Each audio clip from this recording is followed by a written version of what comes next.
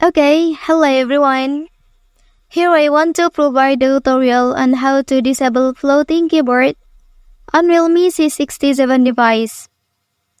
Okay, a floating keyboard is a type of virtual keyboard that can be resized, repositioned, and moved around the screen of a smartphone. And then if you have activated on your device, and then you can turn it off by doing the following steps.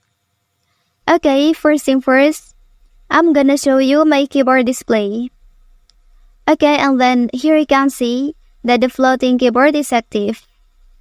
And then the way to turn it off, you can hold this line, and then you can drag it to the bottom of the screen, and then release.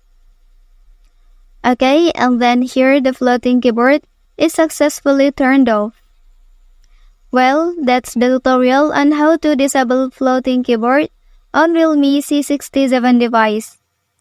If you are helped by this video, don't forget to like and subscribe to get other information from this channel. Thank you.